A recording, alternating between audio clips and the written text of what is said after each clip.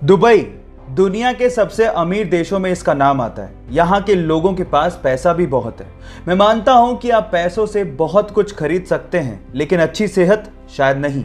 जहाँ एक और दुबई का नाम सबसे अमीर देशों में आता है, वहीं इसी देश का नाम सबसे मोटे लोगों की देशों की सूची में भी ऊपर है।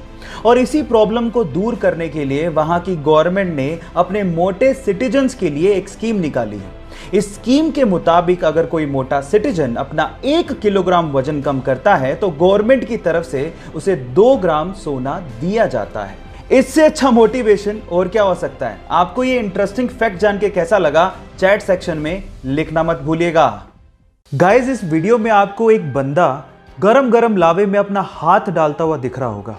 अब इतना गरम लावा जिसका टेम्परेचर इतना ज्यादा होता है, फिर भी उसका हाथ जल नहीं रहा है। ऐसा कैसे हो रहा है? डोंट वरी, मैं आपको बताता हूं कि इसके पीछे की साइंस क्या है। एक्चुअली जब भी कोई गरम चीज एकदम ठंडी चीज के कांटेक्ट में आती है तो कुछ मिली सेकंड के लिए उन दोनों चीजों के बीच में एक लेयर बन जाती है। अब इस बंदे ने लावे में हाथ डालने से पहले ठंडे पानी में हाथ डाला और उसके बाद लावे को वो टच कर रहा था, तो उस मिली सेकंड के लिए दोनों चीजों के बीच में लेयर थी जिससे उसका हाथ जला नहीं, प्रोटेक्ट रहा। इस इफेक्ट को लेडन फ्रोस्ट इफेक्ट भी कहते हैं गाइस। सो इसके पहले तक क्या आप ये इफेक्ट जानते थे? और अगर नहीं जानते थे तो चैट सेक्शन में लिखना मत भूलिएगा। गाइस, क्या आपको पता है कि बाजार से खरीदी गई पानी की बोतल पे जो एक्सपायरी डेट लिखी हुई होती है वो एक्चुअली पानी के लिए नहीं होती। मतलब एक्सपायरी डेट के बाद पानी खराब नहीं होता। हो गए ना हैरान? पर सवाल ये है कि फिर वो एक्सपायरी डेट किसके लिए होती है? डोंट वरी, मैं आपको बताता हूँ। वो एक्चुअली पानी के लिए ना होकर पानी के बोतल के लिए होती है। अगर आपके पास कोई पानी की बोतल है और वो अगर एक्सपायरी डेट को क्रॉस कर चुकी है तो इसका मतलब ये है कि वो जो पानी की बोतल है जो कि प्लास्टिक से बनी है वो केमिकल रिलीज करना शुरू कर देती है। पानी इटसेल्फ खराब नहीं हुआ है, पानी में जम्स पड़ सकते हैं लेकिन पानी खराब नहीं हो सकता। वो प्लास्टिक की बोतल एक्चुअली पानी पे इफेक्ट डाल रही है ना? ये इंटरेस्टिंग।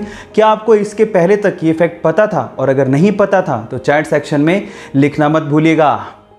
पीने के पानी की समस्या आज बहुत सारे देशों में है, लेकिन बहुत ही कम देश ऐसे हैं जिन्होंने पेरू देश के जैसे इस समस्या का समाधान निकाला हो। जी हाँ गाइस, पेरू देश में भी बहुत सारे ऐसे इलाके हैं जहां पर पीने के पानी की बहुत ज़्यादा प्रॉब्लम है।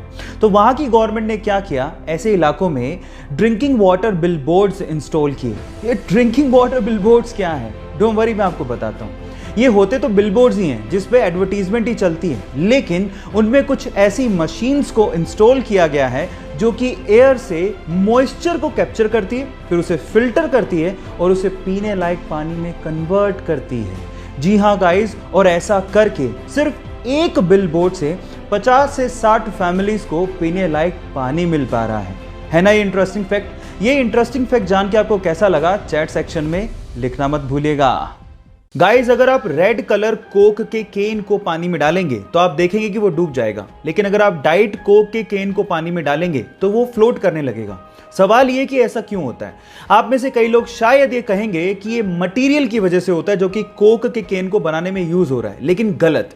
एक्चुअली ये हो रहा है डिफरेंट टाइप की शुगर को यूज करने की वजह से।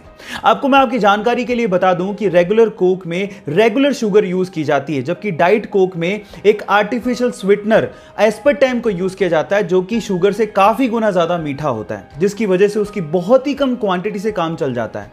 और इसी एस्पर्टाइम की वजह से, क्योंकि उसकी क्वांटिटी बहुत कम यूज हुई है, डाइट कोक पानी के मुकाबले बहुत ही कम डेंस होता है और फ्लोट करने लगता है। क्या इसके पहले तक इफेक्ट आप जानते थे? और अगर नहीं जानते थे तो चैट सेक्शन में लिखना मत भूलिएगा।